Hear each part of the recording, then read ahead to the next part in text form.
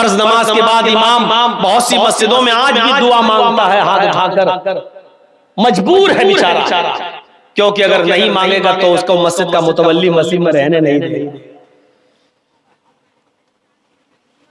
जबकि सब जानते हैं कि दुआ हर इंसान का पर्सनल मामला है, इसका इज्तिमाइयत से कोई ताल्लुक नहीं। भाई हमें बुखार है, तुमको टीबी है, किसी को कैंसर है, हमें ये दुआ मांगना है कि अल्लाह मुझे कैंसर की बीमारी है, मुझे शिफा अता फरमा।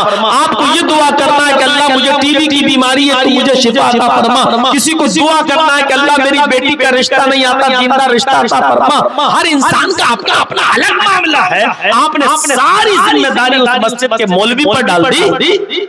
उसकी अपनी परेशानियां है बेचारा, वो अपनी परेशानी की दुआ मांगेगा कि तुम्हारी परेशानी की दुआ मांगेगा। ये सोचने वाली बात है, अपनी अकल में लाने वाली बात है। लेकिन आज भी बहुत सी मस्जिदों में मेरे भाइयों नहीं हटा पा रहा है, ये दुआ बेचारा खत्म नहीं कर पा रहा है। क्यों? क्योंकि उसको डर है कि अगर हमने ऐसा किया तो मस्जिद का मुतवल्ली हमें रहने नहीं देगा। लेकिन आज तुम्हारी मस्जिदों का हाल ये हो चुका है कि तुम्हारी नमाजें हो रही होती हैं और मस्जिद के बाहर हल्ला होता है, कोई फर्क नहीं। क्यों? क्योंकि आजान के वक्त हमारे मोबाइल बंद नहीं होते हैं, आजान के वक्त हमारी और हमारी बीवियां और बेटियां अपने घरों में टीवी चलाती हुई आज ड्रामे और नाटक देख रही हैं। जब हमने अल्लाह की आवाज की कोई कदर नहीं की तो अल्लाह रब्बुल आलमीन ने हमें भी आज गैर मुस्लिमों की नजर में गिरा दिया है, उनके दिलों से हमारा रोब और दबदबा निकाल दिया है और आज हम नौयत पर पहुंच चुके हैं। अल्लाह रब्बुल आलमीन ने हमारा रोब और दबदबा उनके अंदर से निकाल दिया। अच्छा, दुआ जब मांगते हो तो कैसे कहते? अल्लाह मेरे बाप को ठीक कर दे, अल्लाह मेरे बच्चे को ठीक कर दे, अल्लाह मेरी बेटी को अच्छा रिश्ता दे दे, ऐसे दुआ मांगते हो कहीं? जब आप दुआ मांगते हो नमाज के बाद भी या कभी, तो कैसे दुआ मांगते हो? अल्लाह मेरी अम्मा को ठीक कर दे, अल्लाह मेरे अब्बा को ठीक कर दे, अल्लाह मेरे बच्चे को ठीक कर दे, अल्लाह मेरे बीवी को ठीक कर दे, ये दुआ मांगते हो? ऐसी तो कहते हो ना, आय अल्लाह तू मुझे हिदायत दे, आय अल्लाह तू मुझे कब्र के अजाब से महफूज फरमा दे, अल्लाह तू मेरे वालिद साहब की कब्र को नूर से भर दे, अल्लाह तू मेरे माँ बाप की मग़फ़िरत फरमा। आप ऐसी तो दुआ मांगते हो, तो नमाज में आप एक साथ कैसे पढ़ते हो? इहदिना सिरातल मुस्तकीम सिरातल लज़ीना अनअमता अलैहिम, ऐसे पढ़े नमाज में नियत मानी अल्हम्दुलिल्लाह रब्बिल आलमीन अर्रहमानिर रहीम मालिक यौमिद्दीन इय्याका नअबुदु व इय्याका नस्तईन इहदिना सिरातल मुस्तकीम। अरे भाई तुम दुआ मांग रहे हो, दुआ मांग रहे हो, ये कोई दुआ है? इहदिना सिरातल मुस्तकीम, ऐ अल्लाह तू हमको सीधे रास्ते पर चला, सिरातल लज़ीना अनअमता अलैहिम, ऐ अल्लाह मुझे उन लोगों के रास्ते पे चला जिनके ऊपर तूने इनाम नाज़िल किया है, गैरिल मग़ज़ूबि अलैहिम वलद्दालिन, अल्लाह मुझे उन लोगों के रास्ते पे मत चला जिनके ऊपर तेरा गैज़ व गज़ब और गुस्सा नाज़िल हुआ। ऐसे दुआ मांगी जाती है। अकेले भी पढ़ रहे हो तो ऐसे ही पढ़िए, इहदिनस सिरातल मुस्तकीम सिरातल लज़ीना अनअमता अलैहिम गैरिल मग़ज़ूबि अलैहिम वलद्दालिन। ऐसे अकेले भी क्यों झगड़ा किया जा रहा है आज? जरूरत है इस तरीके के प्रोग्राम कराने की कि जिसमें ये बताया जाए कि धर्म कभी किसी को लड़ना और झगड़ना नहीं सिखाता है। जिस मजहब को तुम हमें मोहम्मदुर रसूलुल्लाह का मजहब से जोड़कर और ताना मारते हो, कहते हो कि नया दीन, हम नए दीन को नहीं मानते हैं। ये बहुत पुराना दीन है। जब बिगड़ गया और लोगों ने उसमें बिगाड़ पैदा कर दिया तो मोहम्मदुर रसूलुल्लाह सल्लल्लाहु अलैहि वसल्लम को उसकी असली शक्ल समझाने के लिए और बताने के लिए भेजा गया है कि आप वही दीन लोगों को दीजिए जो ओरिजिनल दीन था नूह का, जो ओरिजिनल दीन था इब्राहिम का, जो ओरिजिनल दीन दिया था मूसा ने और जो ओरिजिनल दीन दिया था ईसा ने।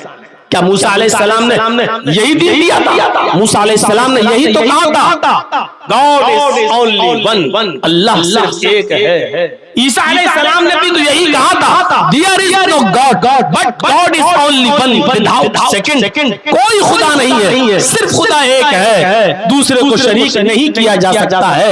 यही मोहम्मद रसूलुल्लाह सल्लल्लाहु अलैहि वसल्लम ने फरमाया, ला इलाहा इल्लल्लाह वहदहू ला शरीक लह, अल्लाह के अलावा कोई माबूद नहीं, वो अल्लाह अकेला माबूद है, वहदहू अकेला है, तन्हा है, ला शरीक लह, उसका कोई शरीक नहीं, उसका कोई साझी नहीं। यही कलमा मुहम्मद व रहमतुल्लाहि व बरकातुहू।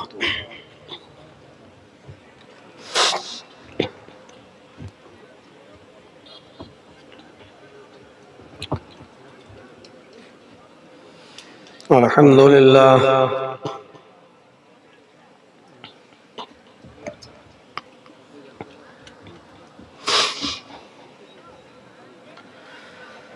अल्हम्दुलिल्लाह नहमदुहु व नस्तईनुहु व नस्तगफिरुहु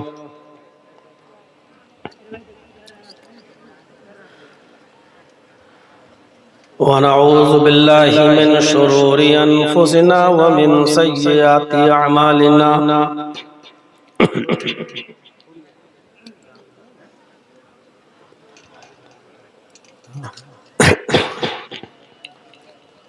मन यहदिहिल्लाहु फला मुज़िल्ल लहु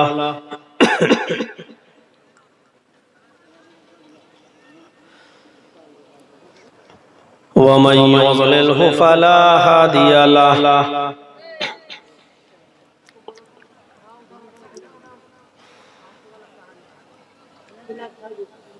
व अशहदु अल्ला इलाहा इल्लल्लाहु वहदहु ला शरीक लहु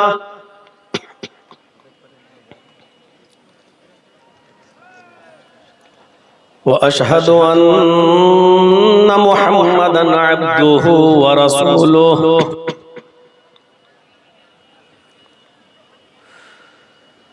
अम्मा बाद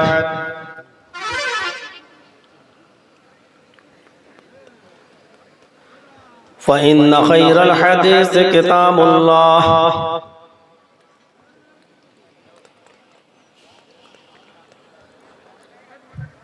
व खैरल हदी हदी मुहम्मदिन सल्लल्लाहु अलैहि वसल्लम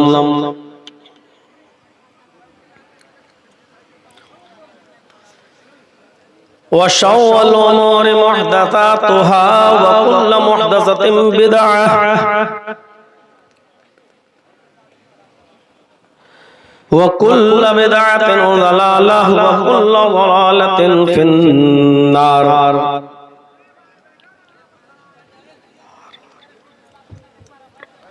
अऊज़ु बिल्लाहि मिनश शैतानिर रजीम बिस्मिल्लाहिर रहमानिर रहीम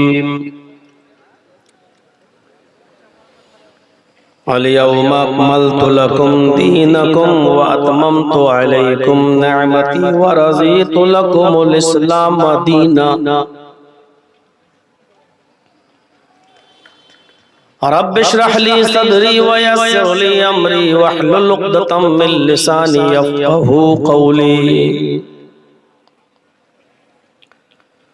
मुअज़्ज़ज़ व मुहक़्क़र उलमाए किराम,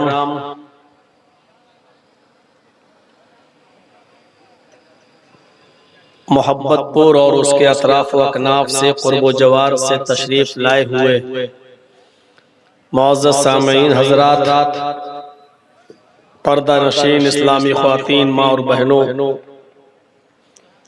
नौजवानों, अजीज बच्चों, रात के 12:30 बजे तक बहुत ही सब्र और सुकून के साथ आपने प्रोग्राम को समाअत फरमाया। उम्मीद है कि इंशाअल्लाह आगे भी आप समाअत फरमाएंगे। अल्लाह रब्बुल आलमीन कहने वालों को और सुनने वालों को अमल की पूरी पूरी तौफीक अता फरमाए। अल्लाह रब्बुल आलमीन का बहुत बड़ा एहसान ये है कि उसने हमें और आपको मुसलमान बनाया और इस्लाम की दौलत से माला माल किया। वैसे तो उसके बेशुमार एहसानात हैं, हम गिनना चाहें तो गिन नहीं सकते। सबसे बड़ा एहसान यह है कि उसने हमें और आपको मुसलमान बनाया और इस्लाम की दौलत से माला माल किया। हम इस्लाम से दूर हैं, ये एक अलग मैटर है, लेकिन इस्लाम ये हकीकत में एक बड़ी नेमत है। और मैंने अक्सर जगहों पर तकरीरों में ये बात कही है कि अल्लाह तबारक व तआला की तरफ से उतारा हुआ दीन सिर्फ इस्लाम है।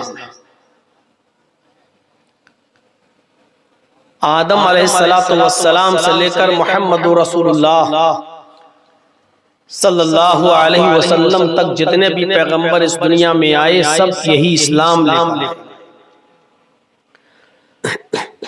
ये बात मैं सिर्फ हवा में नहीं कह रहा हूं,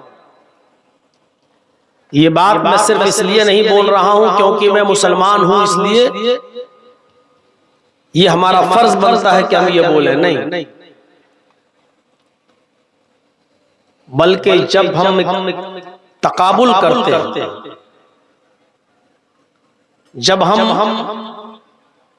दीगर मज़ाहिब को पढ़ते हैं तो ये चीज बिल्कुल क्लियर और साफ हो जाती है कि भले ही नाम चेंज हो गए हो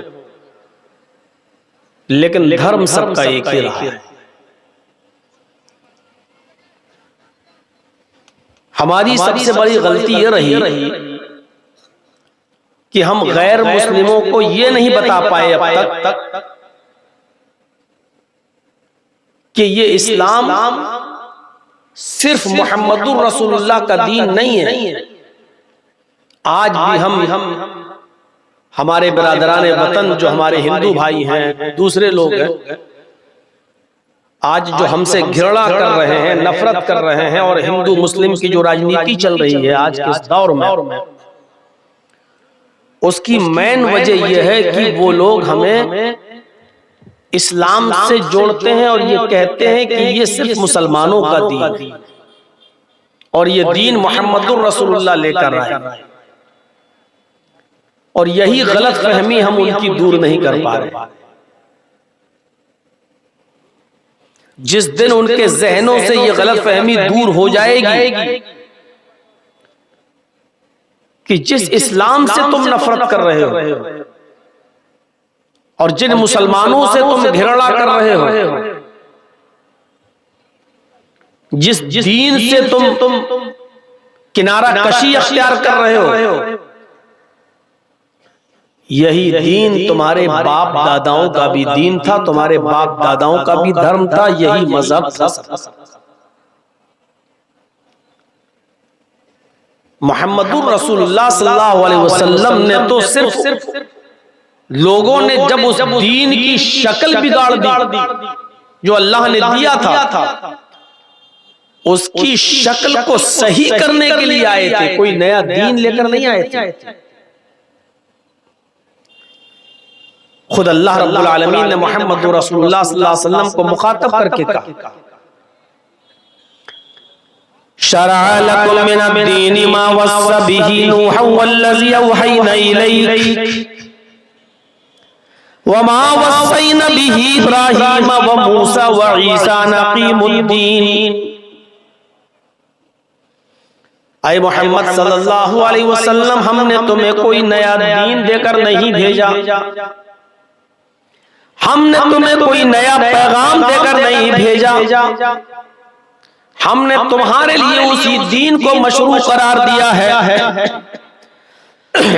हमने तुम्हारे लिए उसी दीन को स्थापित किया है, उसी दीन को मशरू करार दिया है, उसी दीन के निफाज का हुक्म दिया है जो दीन आपसे पहले हमने नूह को देकर भेजा था।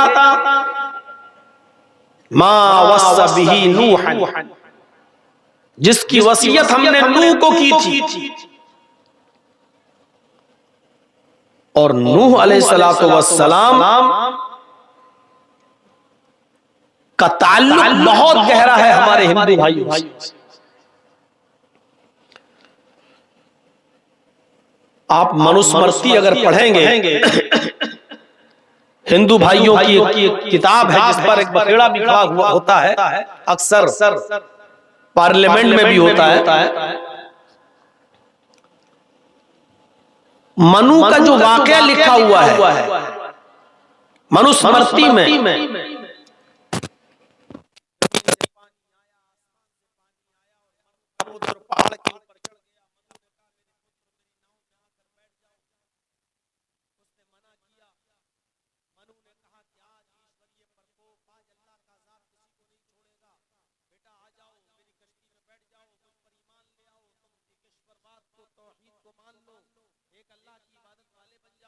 वाले बन जाओ,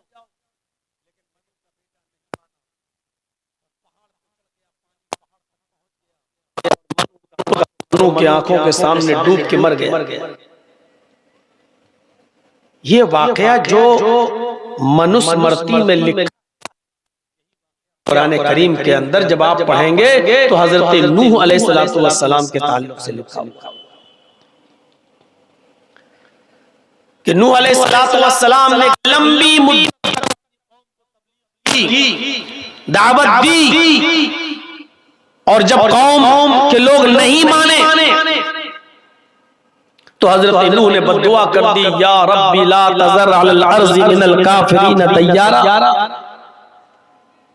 ऐ अल्लाह इस रूए जमीन पर किसी काफिर के घर को बाकी मत छोड़, सबको हलाक कर दे, सबको बर्बाद कर दे। अगर एक भी काफिर के घर को बाकी छोड़ दिया तो उससे फासिक और फाजिर औलाद ही पैदा होगी। अल्लाह ताला ने नूह अलैहिस्सलाम को एक कश्ती बनाने का हुक्म दिया। नूह अलैहिस्सलाम ने कश्ती बनाई, जितने लोग उन पर ईमान लाए थे उस कश्ती में बैठ गए। फिर जमीन से पानी आया, आसमान से भी बारिश हुई। नूह अलैहिस्सलाम का बेटा कनान भी ईमान नहीं लाया था, वो एक पहाड़ पे चढ़ गया। नूह अलैहिस्सलाम ने अपने बेटे से कहा, बेटे आज अल्लाह का अजाब किसी को नहीं छोड़ेगा, मेरी कश्ती में आ जाओ, ईमान ले आओ।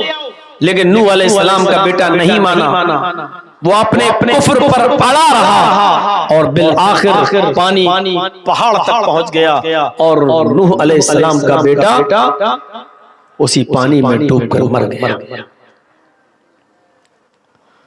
सबसे पहले नूह अलैहिस्सलाम के इंतकाल के बाद वद सुआ यगूस यऊक नस्र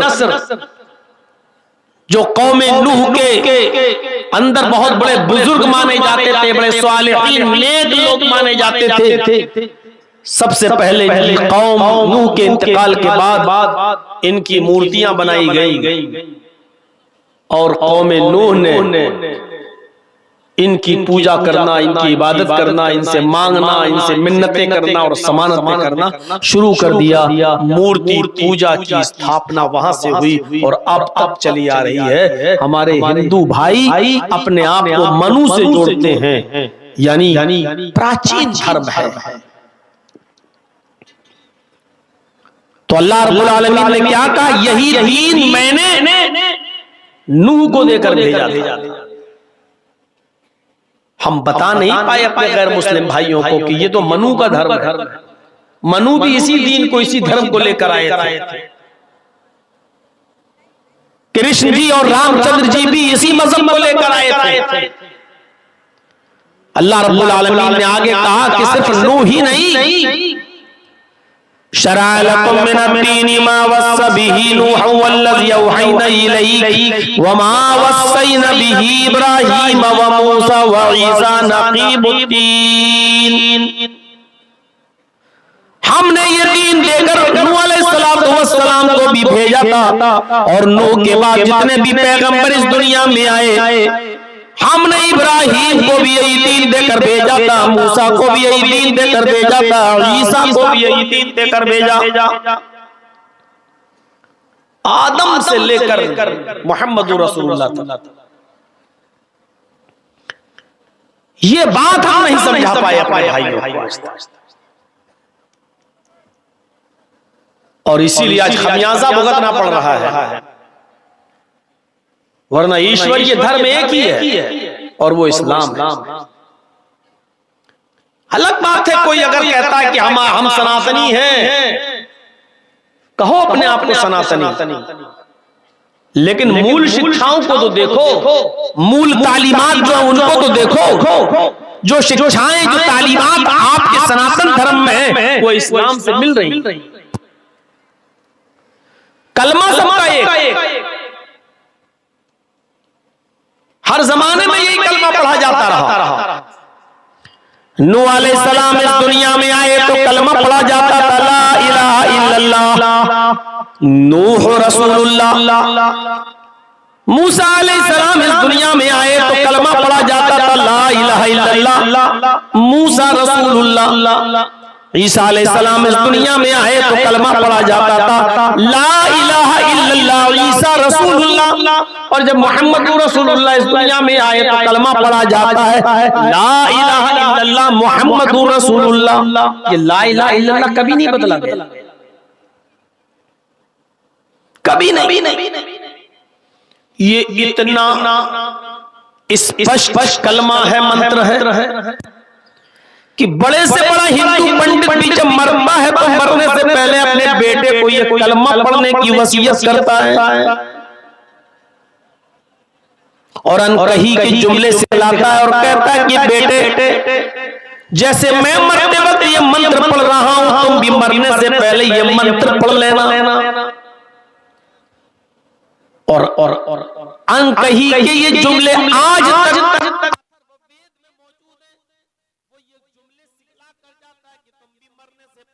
कल में ये जुमले ये मंत्र पढ़ लेना ला इलाहा हरने पापन इल्लल्लाह परमपिता। मेरे बेटे मरने से पहले ला इलाहा इल्लल्लाह पढ़ लेना, तेरे सारे पाप हरण हो जाएंगे, तेरे सारे पाप मिट जाएंगे। यकीनन जो शख्स कुफ्र और शिर्क की दलदल में फंसा हुआ हो और इस्लाम लाना चाहे तो ये कलमा पढ़कर इस्लाम लाएगा तो उसके सारे के सारे गुनाह मिट जाएंगे। यही बात तो मोहम्मद रसूलुल्लाह ने भी कही है, इन्नल इस्लाम ले आओ, इस्लाम लाने से पहले जितने भी तुमने गुनाह किए वो सारे के सारे गुनाह मिट जाएंगे, वो सारे के सारे गुनाह खत्म हो जाएंगे। इस्लाम लाओ सिद्क दिल से और सच्चे दिल से, यही तो वो कलमा है जो हिंदू भाई भी सिखाते हैं। एकम ब्रह्मादित्य नास्ते नास्ते किंचन। हर तकरीर में तौहीद जब भी लोग बयान करेंगे और हिंदू धर्म पर जब बोलेंगे तो उस पर ये मंत्र हर आदमी पढ़ेगा जो भी हो। जैसे ला इलाहा इल्लल्लाह इस्लाम की मेन बुनियाद है, उसी तरीके से हिंदू धर्म के अंदर ये मूल मंत्र है एकम ब्रह्मादित्य नास्ते किंचन। इस ब्रह्मांड का रचयिता और रचनाकार इस दुनिया का बनाने वाला एक ही है, इस वर्ल्ड का मास्टर एक ही है, क्रिएटर ऑफ यूनिवर्स एक ही है, इस कायनात की तख्लीक करने वाला, इस कायनात का पैदा करने वाला, इस ब्रह्मांड का ब्रह्मा और इस ब्रह्मांड का रचयिता और रचनाकार एक है, मास्टर ऑफ वर्ल्ड एक है, क्रिएटर ऑफ यूनिवर्स एक है, द्वितीय नास्ते दूसरा नहीं है, नेह बिल्कुल नहीं है, ना नहीं है किंचन जरा सा भी नहीं है। आए लोगों ध्यान से सुनो कि इस वर्ल्ड का, इस दुनिया का, इस ब्रह्मांड का रचयिता और रचनाकार एक ही है, दूसरा नहीं है, बिल्कुल नहीं है, कतई नहीं है, हरगिज नहीं है, जरा सा भी नहीं है। इतने शानदार जोरदार अल्फाजों में हिंदू धर्म के अंदर ये मंत्र मौजूद है, हमने बताया नहीं लोगों को। आए 33 करोड़ देवी देवताओं की पूजा करने वालों, तुम्हारा धर्म तो ये कह रहा है, तुम्हारा मूल मंत्र तो ये कह रहा है कि इस ब्रह्मांड का रचयिता और रचनाकार एक है, हमने बताया नहीं, ये हमारी गलती है, हम मुसलमानों की गलती है कि हमने ये बताया नहीं और तुम गलती से ये समझ बैठे हो कि हम मोहम्मद रसूलुल्लाह के दीन को फॉलो कर रहे हैं। अरे मोहम्मद रसूलुल्लाह को तुम आखिरी नबी मानते हैं, वरना ये दीन तो आदम से लेकर मोहम्मद रसूलुल्लाह तक जितने भी नबी आए सबका यही दीन था, यही दीन नूह का था, यही दीन मनु का था, यही दीन इब्राहिम का था, यही दीन मूसा का था, यही दीन ईसा का था, यही दीन रामचंद्र जी लेकर आए और यही धर्म की शिक्षा हमें कृष्ण जी ने भी दी है, कृष्ण जी ने भी दी है। हम नाकाम रहे तुम्हें समझाने में। 25 सालें तो तकरीबन हमें हो गई बताते, लेकिन आज तक हम नाकाम रहे, अपने हिंदू भाइयों को नहीं बता पाए कि ये दीन तुम्हारा है, ये धर्म तुम्हारा, और हमने भी मेहनत नहीं की और आज उसका नतीजा ये भुगतना पड़ रहा है जो हम देख रहे हैं। इतनी नफरत, इतना जहर घोल दिया गया है आज कि अब गैर मुस्लिमों के यहाँ जो बच्चे पैदा हो रहे हैं वो आगे चलकर जब बड़े होंगे तो उनके दिलों से, उनके जहनों से कभी हमारी नफरत नहीं निकल सकती है, क्योंकि बचपन में जो सिखाया जाता है वो बुढ़ापे तक नक्श हो जाता है, कभी मिटता नहीं। आज एक छोटी सी चीज अपने मुआशरे से हटाकर देख लो आप, फर्ज नमाज के बाद इमाम बहुत सी मस्जिदों में आज भी दुआ मांगता है हाथ उठाकर, मजबूर है बेचारा, क्योंकि अगर नहीं मांगेगा तो उसको मस्जिद का मुतवल्ली मस्जिद में रहने नहीं देगा। जबकि सब जानते हैं कि दुआ हर इंसान का पर्सनल मामला है, इसका इज्तिमाइयत से कोई ताल्लुक नहीं। भाई हमें बुखार है, तुमको टीबी है, किसी को कैंसर है, हमें ये दुआ मांगना है कि अल्लाह मुझे कैंसर की बीमारी है, मुझे शिफा अता फरमा। आपको ये दुआ करना है कि अल्लाह मुझे टीबी की बीमारी है, तो मुझे शिफा अता फरमा। किसी को दुआ करना है कि अल्लाह मेरी बेटी का रिश्ता नहीं आता, जिंदा रिश्ता अता फरमा। हर इंसान का अपना अपना अलग मामला है। आपने सारी जिम्मेदारी उस मस्जिद के मौलवी पर डाल दी। उसकी अपनी परेशानियां है बेचारा, वो अपनी परेशानी की दुआ मांगेगा कि तुम्हारी परेशानी की दुआ मांगेगा। ये सोचने वाली बात है, अपनी अकल में लाने वाली बात है। लेकिन आज भी बहुत सी मस्जिदों में मेरे भाइयों नहीं हटा पा रहा है, ये दुआ बेचारा खत्म नहीं कर पा रहा है। क्यों? क्योंकि उसको डर है कि अगर हमने ऐसा किया तो मस्जिद का मुतवल्ली हमें रहने नहीं देगा। क्यों? आज भी कहता है, वो क्या कहते हैं वहां के लोग, आ गए ये नए मौलवी पढ़ गए, हम बाप दादा के जमाने से मस्जिद में ऐसे होते हुए देखते हुए चले आ रहे हैं, ये आगे खत्म कराने के लिए। मेरे भाइयों, जो चीज बचपन से होती चली आ रही है उसको इतनी आसानी के साथ आप हटा कर देख लीजिए अपने मुआशरे से और अपने समाज से। जिन बच्चों के जहनों में मुसलमानों की नफरत भर दी गई है, कल जब ये बड़े होंगे तो आज के हमारे गैर मुस्लिम भाइयों से ज्यादा खतरनाक होंगे लोग, क्योंकि इनके दिमागों में जो भरा जा रहा है वो फ्यूचर के लिए और मुस्तकबिल के लिए अच्छा है।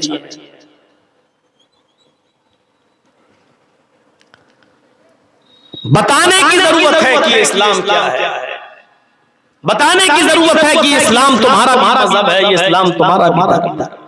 कौन सी ऐसी चीज है जो मुसलमान करता है और तुम्हारे यहाँ नहीं की जाती?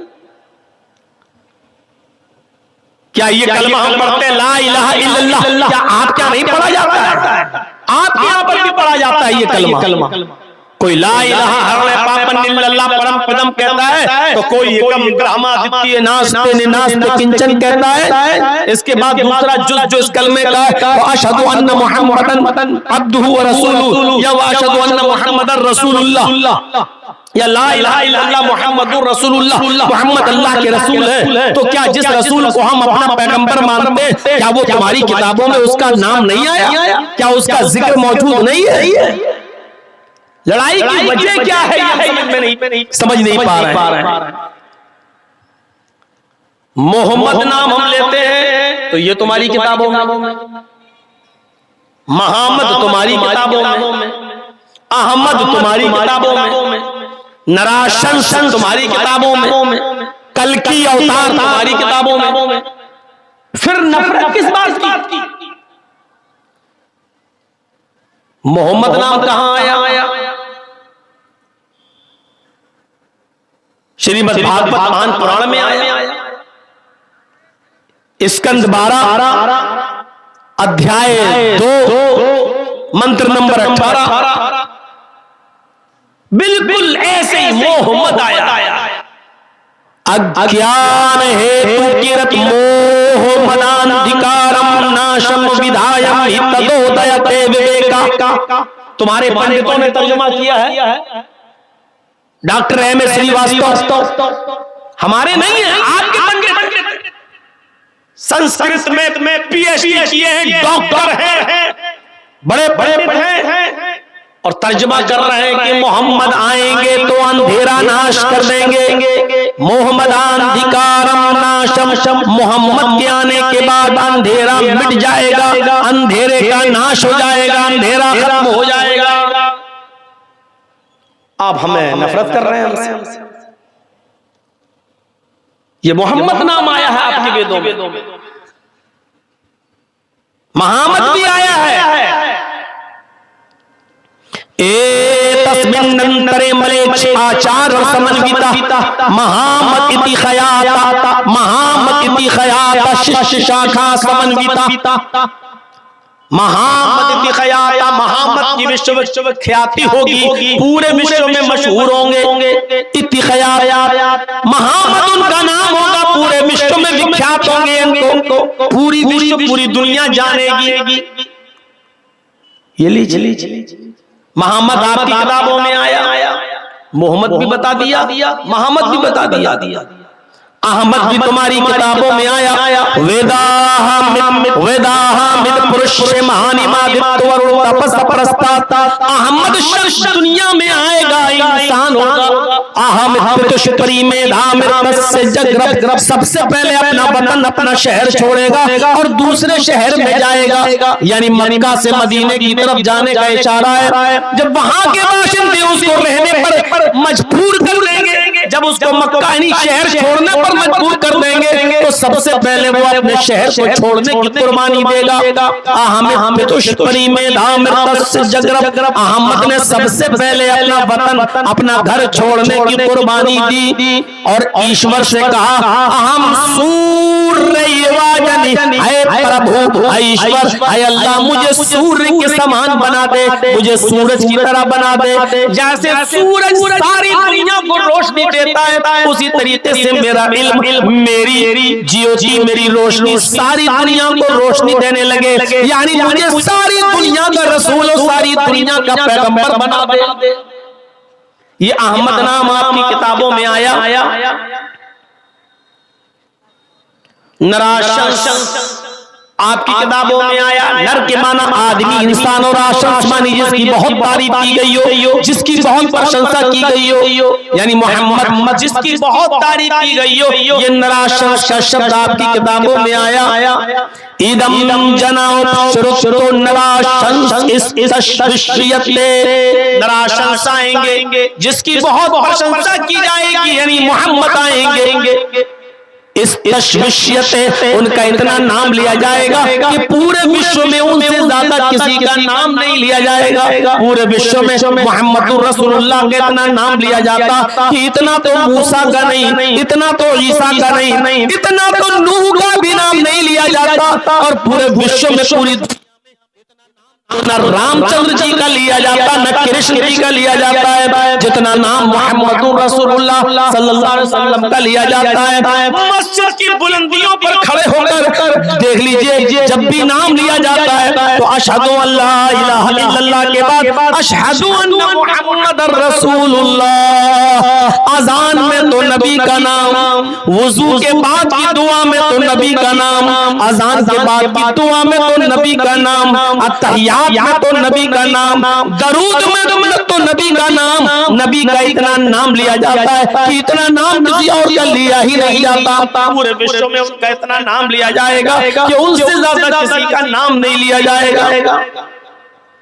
आपकी किताबों में कल्कि का शब्द भी मौजूद है।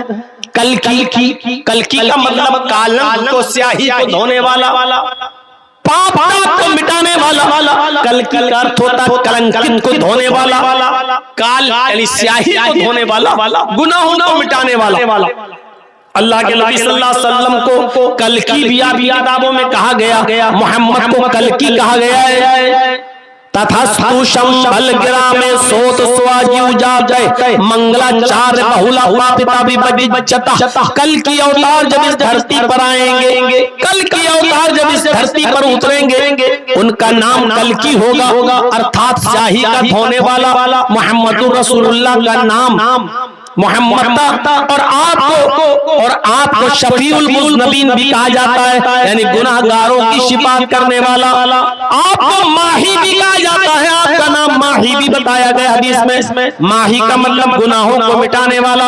अल्लाह के नबी ने ऐसे ऐसे नेक अमल बताए कि उन नेक अमल को आप करेंगे तो करते जाइए और आपके गुनाह मिटते जाएंगे। आप ये काम करते जाइए, गुनाह मिटते जाएंगे। इसी को कल्कि कहा गया है। कल्कि दुनिया में आएगा, यानी गुनाहों को मिटाने वाला इस दुनिया में आएगा। अल्लाह के नबी फरमाते हैं कि तुम वुजू बनाते हो, जब हाथ धुलते हो तो हाथ से गुनाह धुल जाते हैं। जब तुम कुल्ला करते हो तो जबान से जो गुनाह तुमने किए वो धुल जाते हैं। जब तुम चेहरा धुलते हो तो चेहरे से, आंख से जो तुमने गुनाह किए वो तुम्हारे मिट जाते हैं। हाथ से धुलते हो तो हाथ से गुनाह मिट जाते हैं। जब तुम पैर धुलते हो तो पैरों से गुनाह मिट जाते हैं। मेरे भाइयों, आपने गुनाह मिटाने के ज़ाब्ते और उसूल बताए कि ये काम करोगे तो तुम ये गुनाह मिटेंगे। नमाज भी गुनाहों को मिटाने का एक जरिया है। तो कल्कि का नाम भी वेदों में आया है, गुनाहों को मिटाने वाला। मोहम्मद रसूलुल्लाह सल्लल्लाहु अलैहि वसल्लम गुनाहों को मिटाने वाले थे।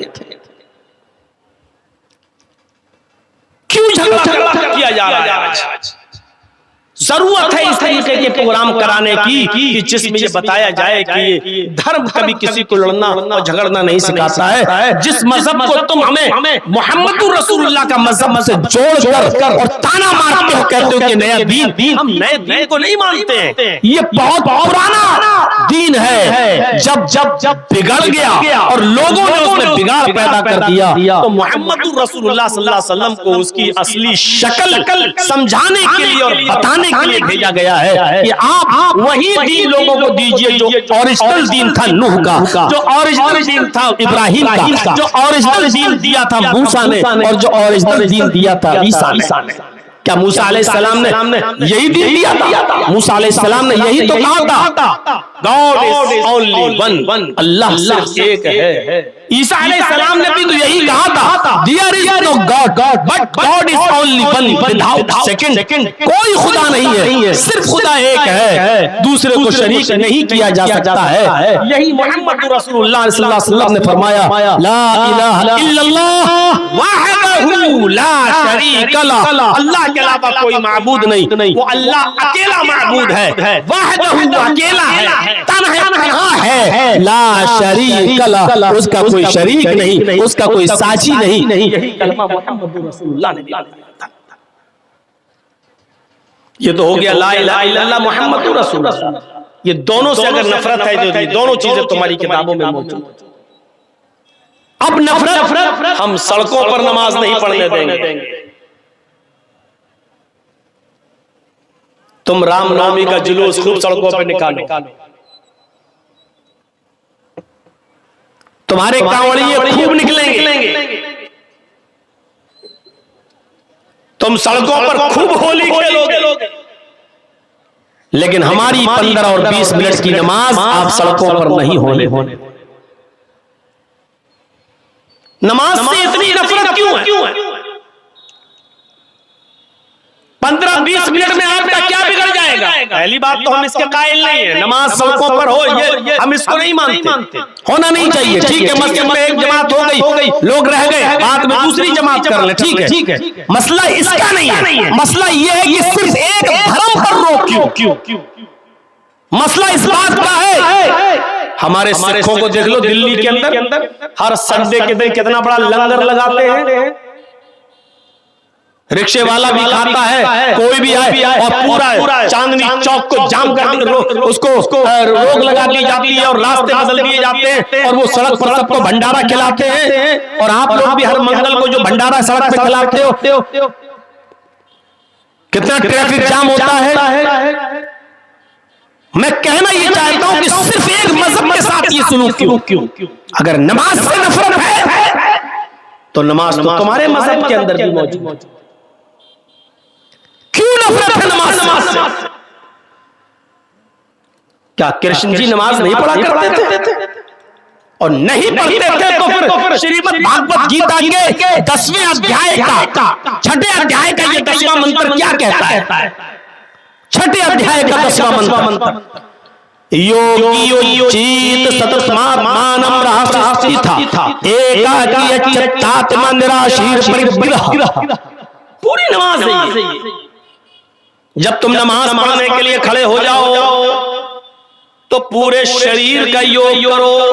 योगियोचित सततमात्मानं, सिर्फ खड़े न रहो, इबादत इस तरीके से करो कि पूरे शरीर की एक्सरसाइज हो जाए, पूरे शरीर की का योग ये है। अल्लाह अकबर, खड़े हैं, अल्लाह अकबर, रुकू में गए, कमर इतनी सीधी कर लीजिए बिल्कुल कि पानी का भरा हुआ प्याला या बर्तन आपकी पीठ पर रखा जाए तो गिरे नहीं। तो आज हमारी नमाजों का तो अल्लाह ही रहम करे, रुकू भी सही से हो नहीं पाता कि उड़ के फौरन सजदे में घुस जाता, जबकि रुकू ऐसा हो कि पीठ बिल्कुल ऐसी हो जाए कि अगर पानी का भरा हुआ बर्तन रखा जाए तो गिरे नहीं। जब आप इस तरीके से रुकू करेंगे, उंगलियां खुली होंगी, घुटने को टाइट तरीके से पकड़ेंगे, तो ये आपकी पैरों की नसों का खिंचान होगा और आपकी ये नसें रगें जाम नहीं होंगी, आपका ब्लड सर्कुलेशन बढ़ेगा, दिमाग तक पहुंचेगा और आपको पैरों में जो रगें खिंचती हैं इसकी बीमारी आ रही है खत्म होगी।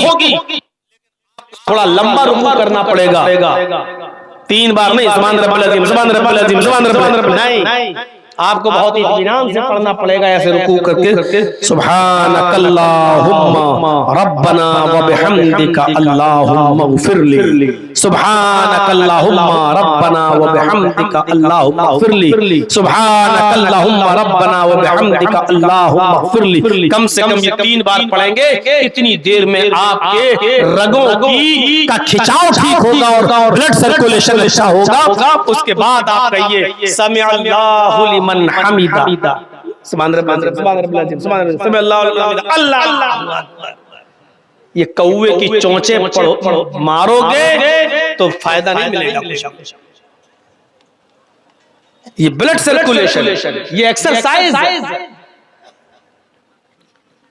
उसके बाद उठिए, फिर सजदे में जाइए, दोनों पैर आपके इस तरीके से मुड़े हुए हों, ऐसे। मान लीजिए इधर आप मुड़ करके नमाज पढ़ रहे हैं, किबला इधर है, तो ये ऐसे पैर आपके मुड़े हुए हों।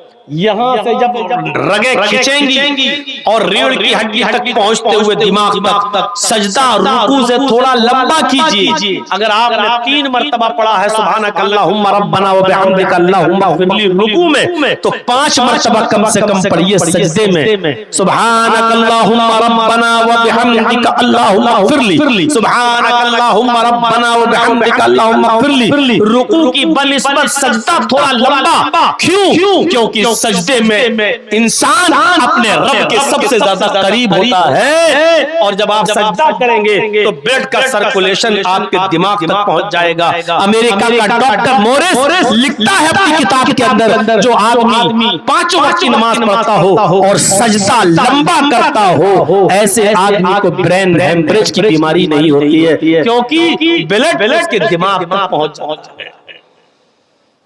नमाज के ऐसे आप खड़े हैं तो ब्लड आपके दिमाग तक पहुंच तो रहा है, लेकिन उसकी वो पोजीशन नहीं है, वो स्पीड नहीं है। जब आप सजदे में जाते हैं तो ब्लड पूरी स्पीड के साथ आपके दिमाग की एक रग और एक नस को तरोताजा कर देता है, वहां तक पहुंच जाता है ब्लड का सर्कुलेशन। ऐसे आदमी को कभी ब्रेन हेमरेज की बीमारी, दिमाग की नस नहीं फटी, लेकिन सजदा थोड़ा लंबा होना चाहिए।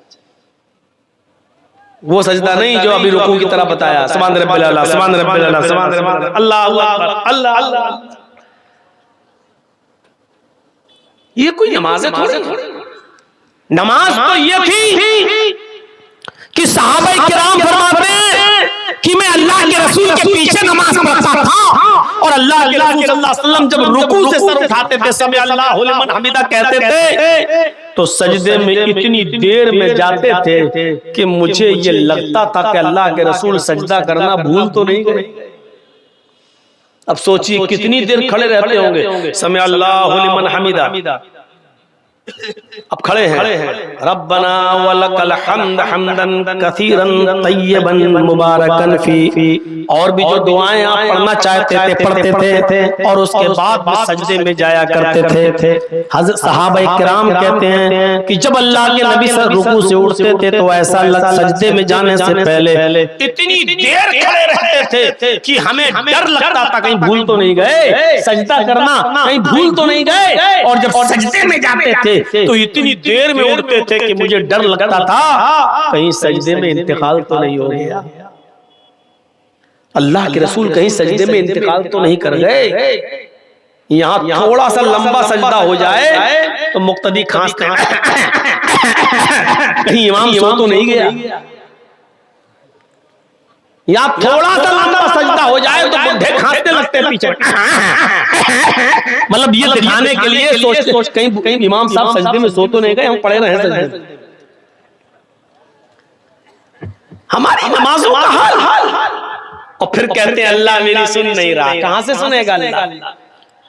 जो मैं सर पर सजदा हुआ ज़मीन पर, जो मैं सर पर सजदा हुआ ज़मीन पर, तो हाँ से आने लगी ये निदा, तेरा दिल तो है सनम आशिना, तुझे क्या मिलेगा नमाज में।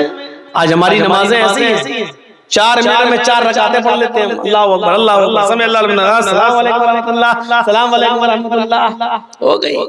बहुत बड़ा एहसान कर दिया अल्लाह ताला।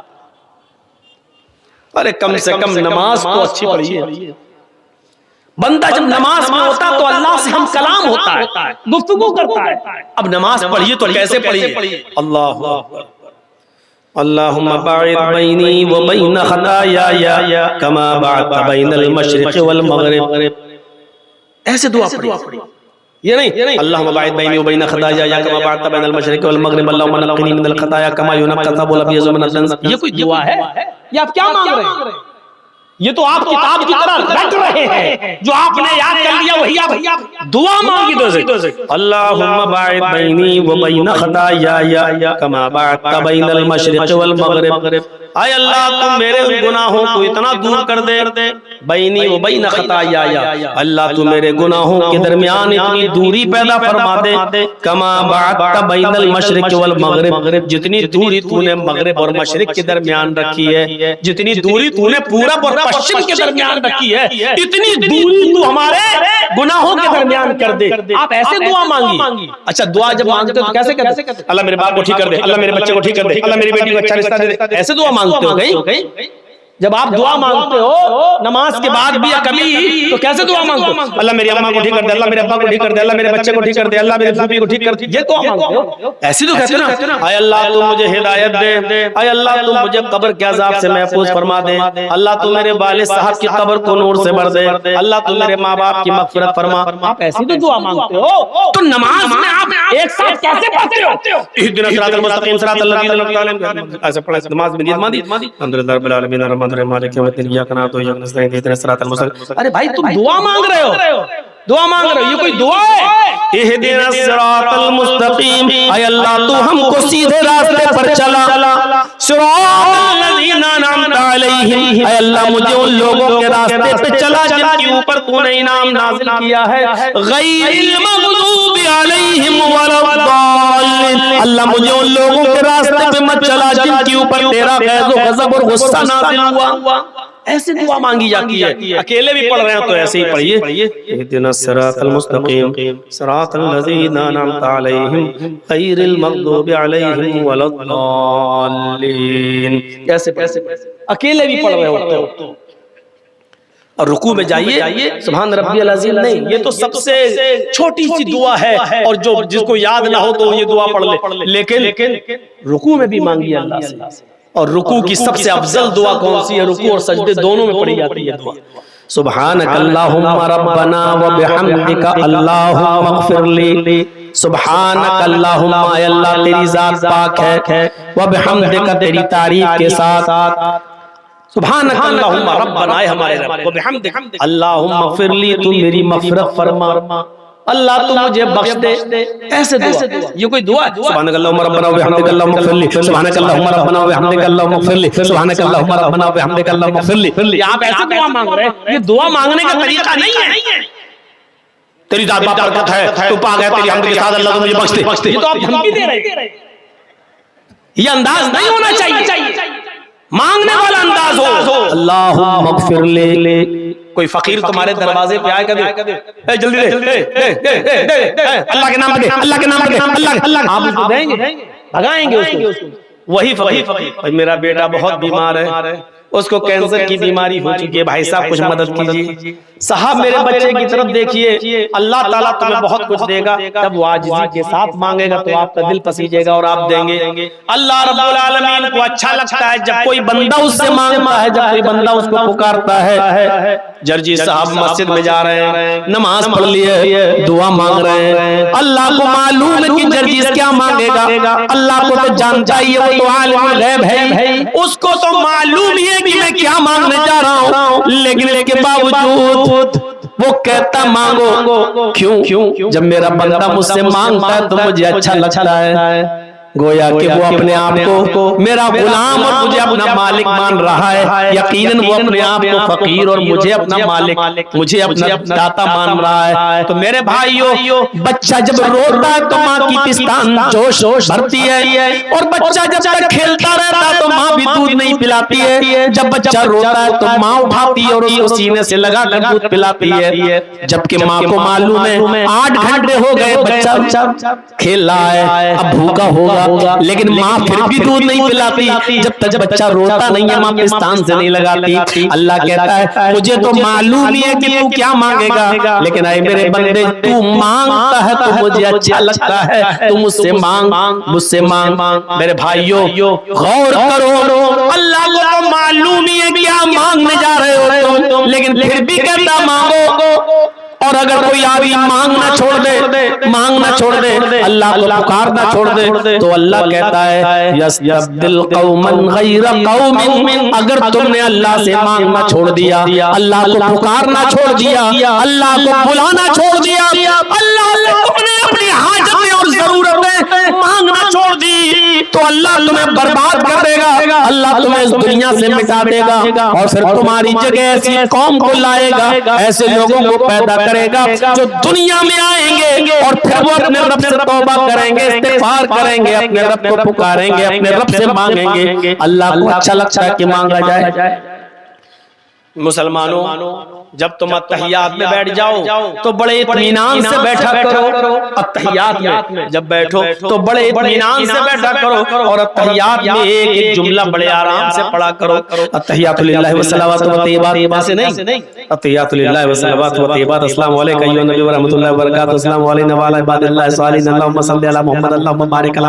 ऐसे नहीं, यही तो दुआ है, यही तो तुम दुआ मांगोगे। अत्तहियातु लिल्लाहि वस्सलावातु वत्तय्यबात पूरी पढ़ लीजिए। अल्लाहुम्मा सल्लि अला मुहम्मद, अल्लाहुम्मा बारिक अला मुहम्मद, इत्मीनान से पढ़िए। अब दुआ मांग रहे हो तुम अपने ताल्लुक से अल्लाह से। अल्लाहुम्मा इन्नी ज़लमतु नफ्सी ज़ुल्मन कसीरा वला यग़फिरुज़्ज़ुनूबा इल्ला अंत फ़ग़फ़िर ली मग़फ़िरतम मिन इंदिका वरहमनी इन्नका अंतल गफ़ूरुर रहीम। बड़े इत्मीनान से मांगो।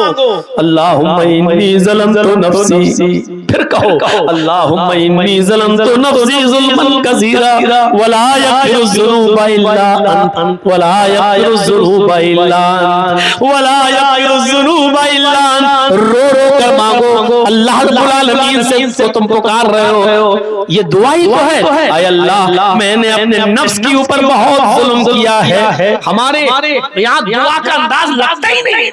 अल्लाहुम्मा इन्नी ज़लमतु नफ्सी ज़ुल्मन कसीरा वला यग़फिरुज़्ज़ुनूबा इल्ला अंत, ये ऐसा लग ही नहीं रहा कि आप अल्लाह से मांग रहे हो, अल्लाह से मांग रहे हो।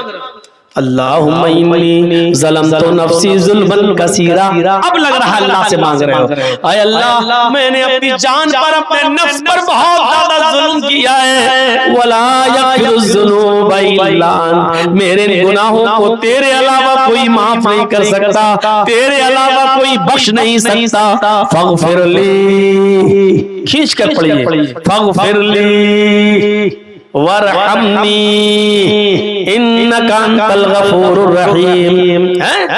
ऐसे दुआ मांगिए, आय अल्लाह मुझे बख्श दे, आय अल्लाह मेरे ऊपर रहम फरमा। वला यग़फिरुज़्ज़ुनूबा इल्ला अंत फ़ग़फ़िर ली मग़फ़िरतम मिन इंदिक, आय अल्लाह मुझे अपने पास से बख्श दे, अपने रहमो करम से बख्श दे। आय अल्लाह मेरी इबादतें इस लायक नहीं जो मुझे बख्शवा सकें, मेरी नमाज़ें और मेरे रोज़े इस लायक नहीं जो मुझे बख्शवा सकें। इन्नका अंतल गफूरुर रहीम, तू बहुत ज्यादा बख्शने वाला और बहुत ज्यादा रहम करने वाला है। तू नहीं बख्शेगा तो कौन बख्शेगा? तू नहीं बख्शेगा तो हम कहाँ जाएंगे मग़फ़िरत और रहमत का सवाल करने? ये दुआ मांगी और इस तरीके से दुआ मांगी। और हो सके तो इसके साथ ये दुआ भी पढ़ लिया करिए नमाज में, अल्लाहुम्मा इन्नी अऊज़ु बिका मिन अज़ाबिल क़ब्र व अऊज़ु बिका मिन फितनतिल मसीहिद दज्जाल व अऊज़ु बिका मिन फितनतिल महया वल ममात, अल्लाहुम्मा इन्नी अऊज़ु बिका मिनल मअसमी वल मग़रम। अल्लाह के रसूल हर फर्ज नमाज के बाद, हर फर्ज नमाज में इस दुआ को, आपने जब भी नमाज पढ़ी तो इस दुआ को जरूर पढ़ा और अज़ाब क़ब्र से पनाह मांगी। अल्लाहुम्मा इन्नी अल्लाह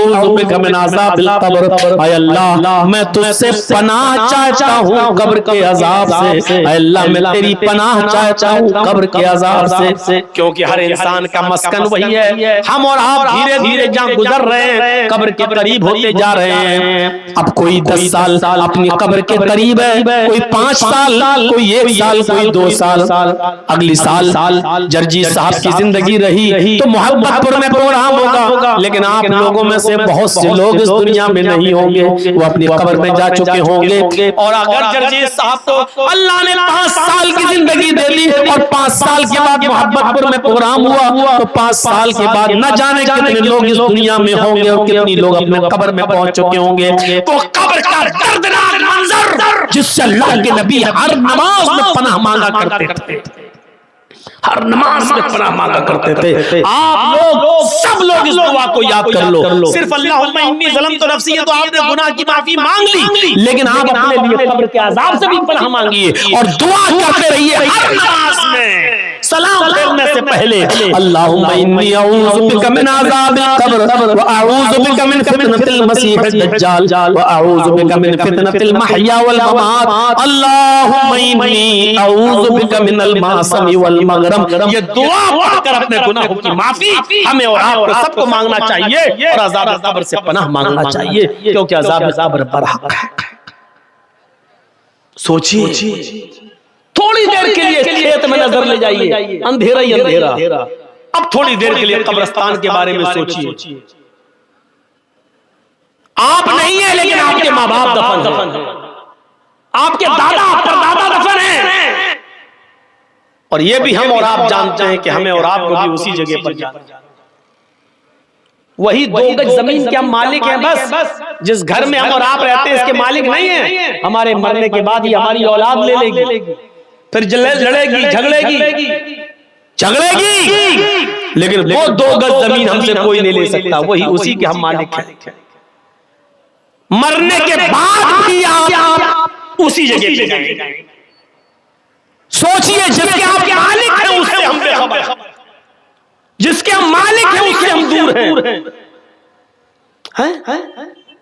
तसव्वुर करें, जब कब्रिस्तान जाया करें या आपका गुजर कब्रिस्तान पर हुआ करे तो उन कब्रों की तरफ एक बार जरूर देख लिया करो, अपनी मौत को याद कर लिया करो, और मौका लगे तो उस कब्रिस्तान में पैर रख कर अंदर दाखिल हो जाया करो और कम से कम ये दुआ कर लिया करो, अस्सलामु अलैकुम अहल दयारी मिनल मुमिनीन वल मुस्लिमीन व इन्ना इंशाअल्लाहु बिकुम ललाहिकून नसअलुल्लाह लना व लकुमुल आफिया। ये कब्रिस्तान में जाकर दुआ भी कर लिया करो। तुम्हारा इतना दुआ करने से कब्रिस्तान के मुर्दों पर, कब्रिस्तान के मदफून लोगों पर अल्लाह की सलामती और रहमतें नाजिल होती हैं, क्योंकि इस वक्त कब्र के अंदर जो लोग हैं वो तुम्हारी और हमारी दुआओं के बड़े मोहताज हैं, बड़े मोहताज हैं।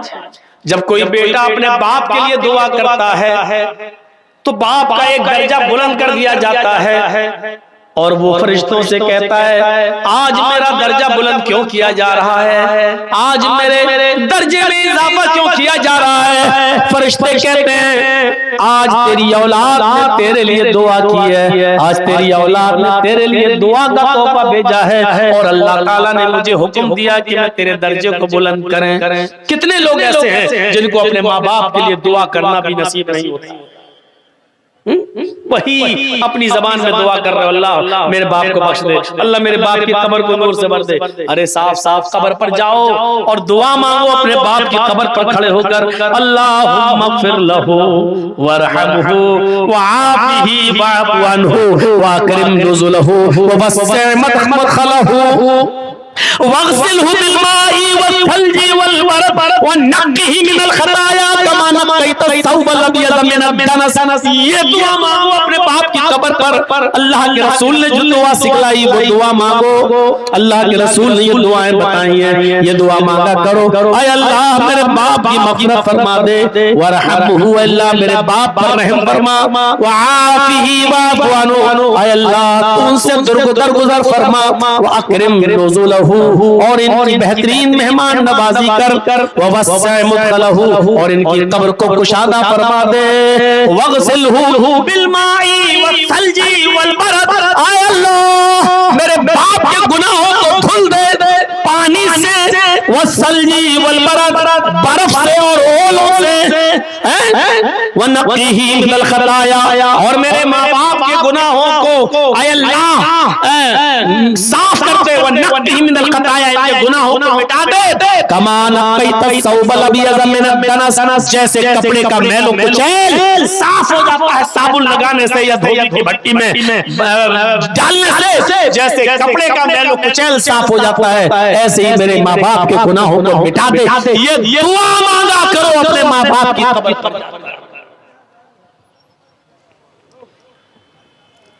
तो इस तरीके से दुआ मांगी जाती है। तो नमाज से नफरत करते हो, नमाज आपकी किताबों में सजदा साथ कौन सी ऐसी चीज है कि जिसकी बुनियाद पर आप हमसे नफरत करना चाहते हैं? ये इस्लाम सारी कायनात के लोगों का दीन है। अल्लाह का शुक्र अदा करो कि ये दीन हमें मिला है। और मुसलमानों साफ तौर पे कह दो, बुरा मत मानिएगा, आज मौलाना जर्जीस जैसे लोगों को आपके पास आना पड़ता है समझाने के लिए। 20-25 सालें हो गई, आज तक हम आप मौलाना लोग आपको समझा रहे हैं, जबकि आप दूसरों के लिए पैदा हुए थे। हम आपको समझाएंगे।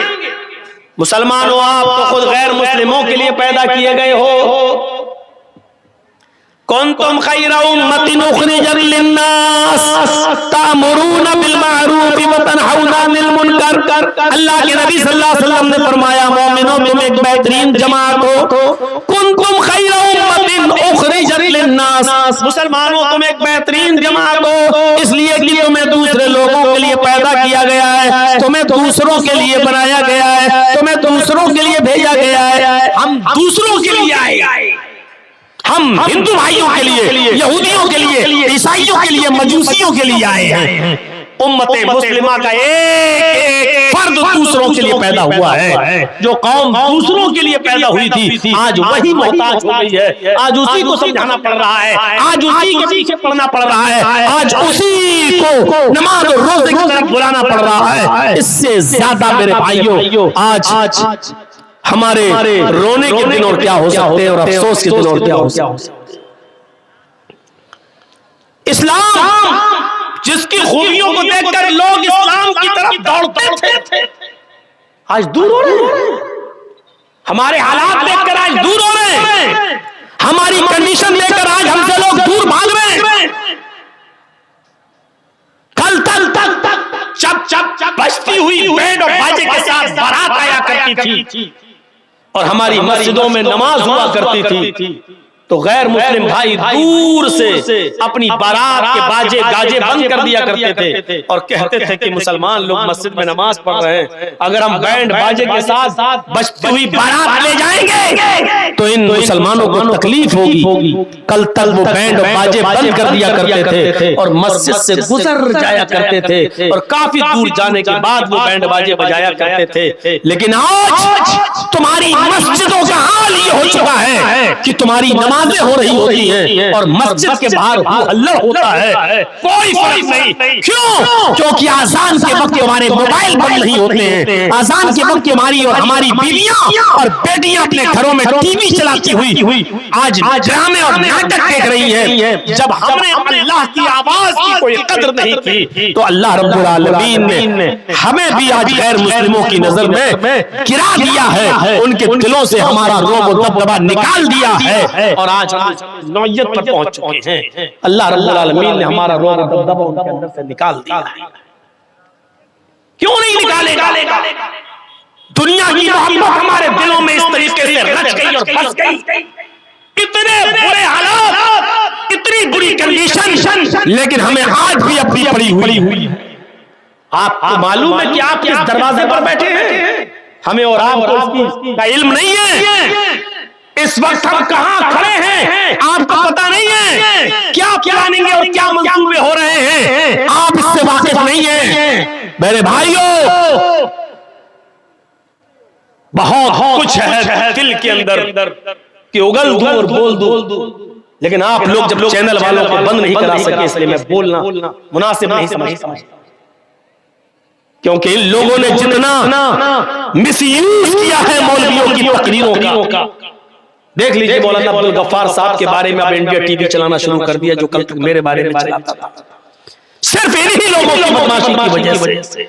लेकिन हर जलसे में बार बार मना किया गया, लेकिन फिर भी आप नहीं रोक रहे हैं। इसलिए मौलवी भी अब अपने दिल की बात कह नहीं पाता है, क्योंकि वो भी किसी माँ का बेटा है, वो भी किसी बाप की औलाद है, नहीं चाहता कि उसके ऊपर कोई उल्टे सीधे केस करे। आप कहां खड़े हैं आपको मालूम है? क्या क्या मंसूबे हो रहे हैं? आप तो बैठे हुए। जब दुनिया की मोहब्बत हमारे दिलों में रच गई और बस गई, क्या कहा अल्लाह के रसूल सल्लल्लाहु अलैहि वसल्लम ने? और गौर करो,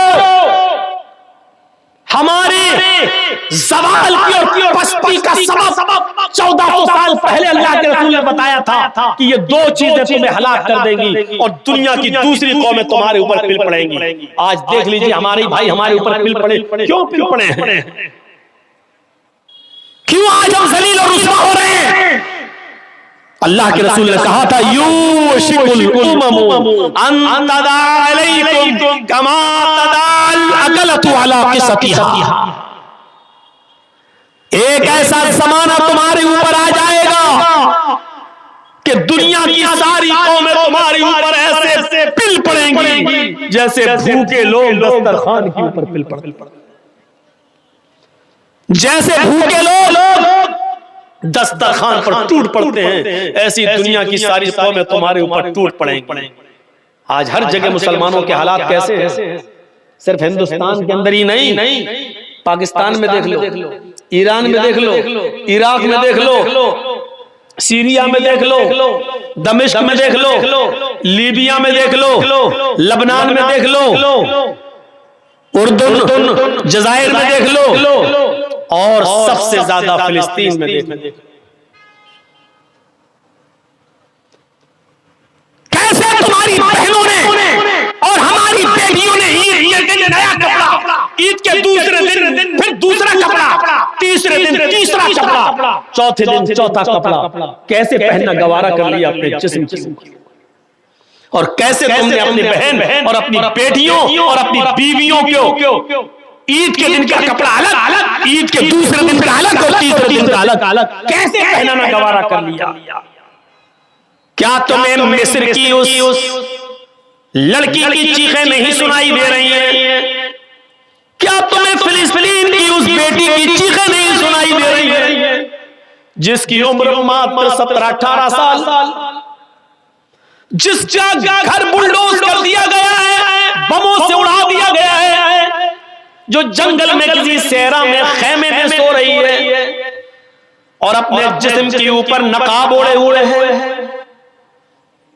अबाया पहने, नकाब पहने हुए, और किसी मीडिया वाले ने उससे पूछा कि ऐसी हालत में भी तुम जब सोने के लिए जा रही हो तो नकाब ओढ़कर, तो उस अल्लाह की बंदी ने चीख कर कहा, हाँ हम बमों के सायों में पता नहीं कब कोई बम मेरे ऊपर गिर जाए। मैं चाहती हूँ कि जब कोई बम मेरे ऊपर गिरे और मेरी रूह निकले, उस वक्त मैं बेपर्दा न रहूं। उस वक्त मेरे जिस्म पर पूरा का पूरा पर्दा हो। कयामत के दिन अल्लाह पूछे तो मैं ये कह सकूं कि अल्लाह, मैंने घरों को बर्बाद होते हुए देखा, लेकिन मरते वक्त मैंने अपना पर्दा और अपनी हया बर्बाद नहीं की। क्या तुम्हें फिलिस्तीन की उन लड़कियों की चीखें नहीं सुनाई दे रही हैं? क्या फिलिस्तीन की उन बहनों की चीखें तुम्हारी माँ और बहनों बेटियों के कानों में नहीं जा रही है? कैसे तुमने ईद पे नए कपड़े पहनना गवारा कर लिए? कैसे तुमने अपनी माँ बहन बेटियों को हर दिन का नया सूट पहनाना गवारा कर लिया? और जाकर देखो लखनऊ की हालत और जाकर देखो हमारे शहरों की हालत। ईद के दिन का कपड़ा अलग, ईद की बासी का अलग, ईद के तीसरे दिन का अलग। नानी के यहाँ जाएंगे तो अलग कपड़ा पहन के जाएंगे, खाला के यहाँ जाएंगे तो अलग सूट पहन कर जाएंगे। मेरे भाइयों, हमारी माँ बहन बेटियों को कौन बताएगा फिलिस्तीन की बहनों का दर्द? देखिए सऊदी अरब में रमजान में एक आदमी उम्रे के लिए जाता है और सवाल करता है इमाम हरम से कि इमाम साहब, हमारे फिलिस्तीन के हालात ऐसे, किस रमजान के महीने में भी गोलियां चल रही हैं, बरस रही हैं और हमारे पास खाना पानी कुछ नहीं है, लेकिन इसके बावजूद हम रोजा रखते हैं। इमाम हरम ने कहा अल्लाह तुम्हारे रोजों को कबूल फरमाए। उसने कहा मसला ये पूछना है कि हमारे पास खाने को कुछ नहीं होता है। अल्लाह के रसूल ने फरमाया तसहरू फइन्ना फिस्सुहूरी बरकत, सहरी किया करो, सहरी करने में बरकत है। हमारे पास तो पानी भी नहीं कि मैं पी सकूं, अगर नियत से सहरी कर लो तो हमारा रोजा हो जाएगा या नहीं?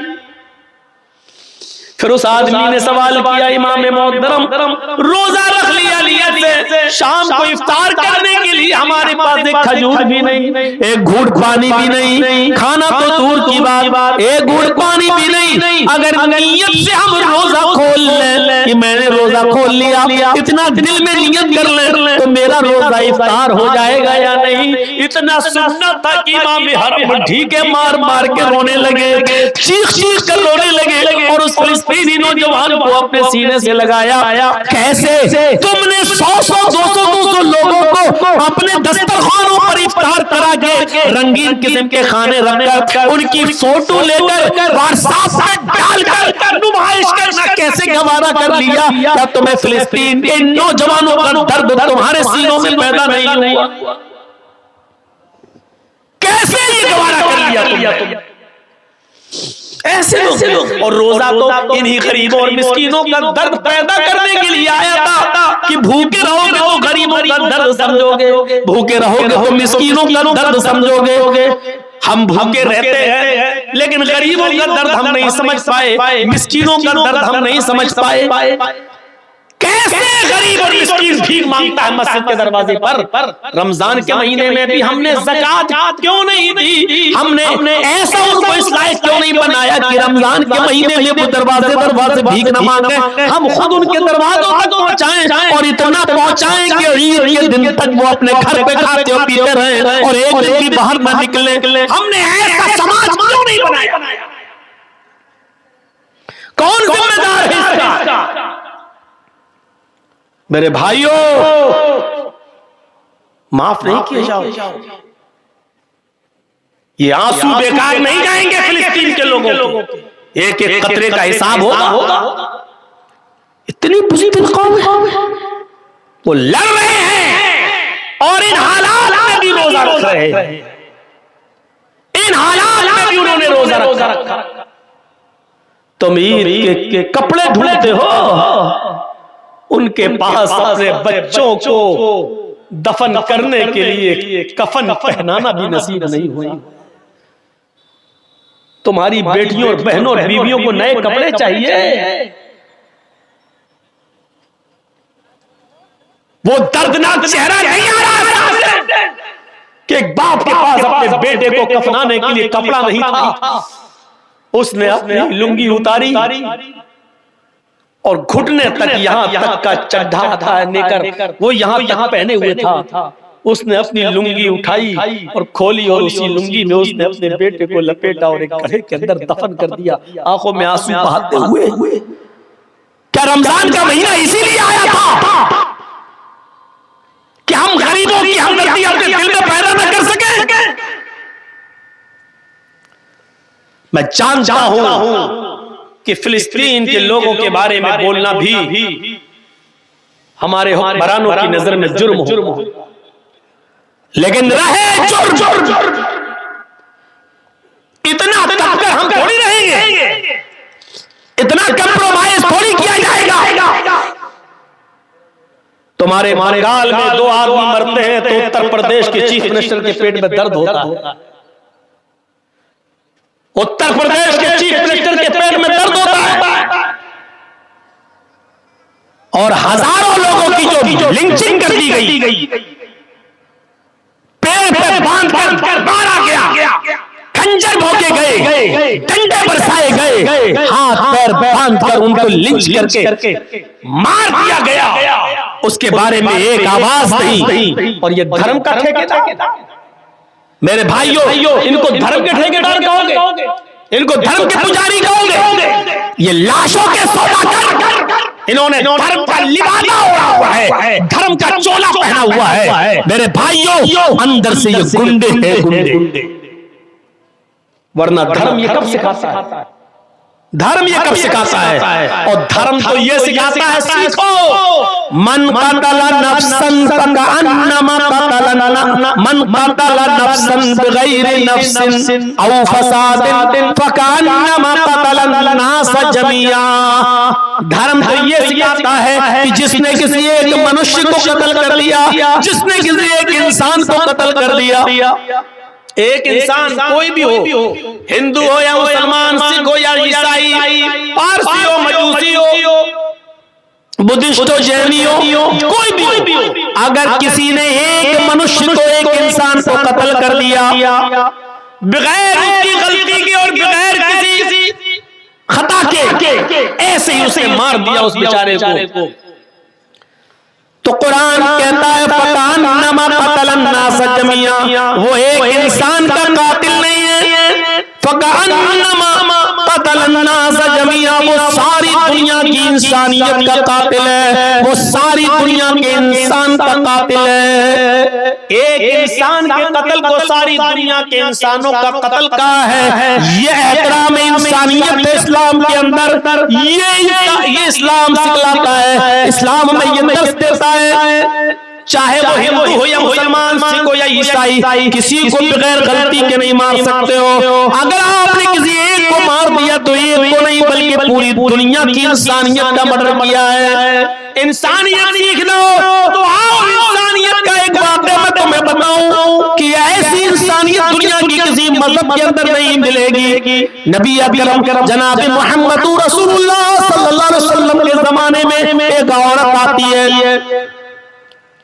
जंगलों में बकरियां चरा रही थी, और वहीं पर किसी बकरियां चराने वाले चरवाहे के साथ उसका मुआशरा हो जाता है, आंखें लड़ती हैं, और किसी पहाड़ी के किनारे जाकर जंगल ही में उस चरवाहे में बकरियां चराने वाले और बकरियां चराने वाली इस औरत दोनों में मुआशरा हो जाता है, और पहाड़ी के किनारे जाकर इन दोनों से जिना हो जाता है।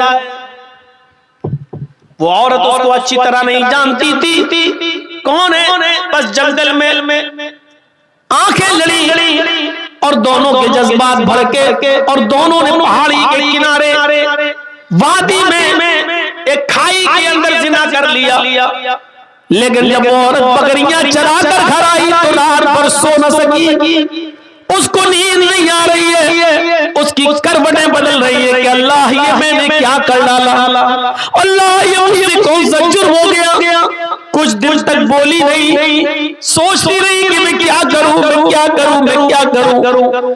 लेकिन जब उसका पीरियड बंद हो गया तो वो समझ गई कि मैं मेरे पेट में जिना की पैदावार रह गई। यानी पहाड़ी के किनारे जो मुझसे जिना हुआ था, उस चरवाहे का बच्चा मेरे पेट में रह गया। जब 1 महीना 2 महीना उसको पीरियड नहीं हुआ और उसको वॉमिटिंग शुरू हुई उल्टी, तो वो समझ गई कि मैं हामिला हो गई, मेरे पेट में बच्चा है। लेकिन अल्लाह का खौफ उस औरत को खाया जा रहा था, अल्लाह का डर उस औरत को खाया जा रहा था। वो औरत शिकायत लेकर अपनी अल्लाह के नबी सल्लल्लाहु अलैहि वसल्लम के पास आ गई और आकर कहने लगी, या रसूल अल्लाह, मुझसे बहुत बड़ी गलती हो गई है। आपने पूछा क्या हुआ? उसने अल्लाह के रसूल, मैं हद को पहुंच चुकी हूँ। आपने कहा ऐसा कौन सा जुर्म किया कि तुम्हारे ऊपर हद नाफिज की जाए? कहने लगी, इन्नी हुबला मिनज़ ज़िना, मैं जिना से हामिला हो चुकी हूँ। आपने सहाबा से कहा, जरा इसके मुंह को सूंघो तो कहीं शराब के नशे में तो नहीं बोल रही है। सहाबा ने कहा, अल्लाह के रसूल शराब के नशे में नहीं बोल रही। फिर आपने उससे वजाहत पूछी, क्या रियल में जिना हुआ है, हकीकत में जिना हुआ है? तुम जिना जानती हो किसको कहते हैं? उसने इकरार किया, हाँ। अल्लाह के नबी ने कहा, तुम्हें इसकी सजा मालूम है? कि जी। क्या? कहा, मैं शादीशुदा हूं, मेरा शौहर कई महीने से नहीं था, इसलिए जवानी के जज्बात में बहकर मुझसे ये गलती हो गई। मुझे मालूम है कि शादीशुदा औरत की सजा जिना की उस औरत को पत्थरों से मार मार के हलाक करना है। अच्छा, जब तुम्हें मालूम ही है तो फिर सजा के लिए तैयार हो जाओ। उसने कहा, अल्लाह के रसूल, मैं तैयार हूं। फरमाया, ठीक है, ऐसा हावी हो जाओ, इसको जंगल में ले जाओ, सीने के बराबर जमीन में गाड़ो, औरत है, और पत्थरों से इसको सर पर इतने मारो, पत्थरों को इतना इसके सर पर मारो कि ये औरत की जान चली जाए, निकल जाए, रूह कब से उनसूरी से प्रवास कर जाए। सहाबा लेके जाने लगे और जब जाने लगे उसका हाथ पकड़ा, खींचा, चल। जैसे वो थोड़ी दूर गई, सहाबा ने कहा, जल्दी चल। उसने कहा, आए नबी के साथियों, मैं जल्दी नहीं चल सकती, मेरे पेट में हमल है, मेरे पेट में बच्चा है। ओ, यही जिना की पैदावार है? कहने लगी, जी।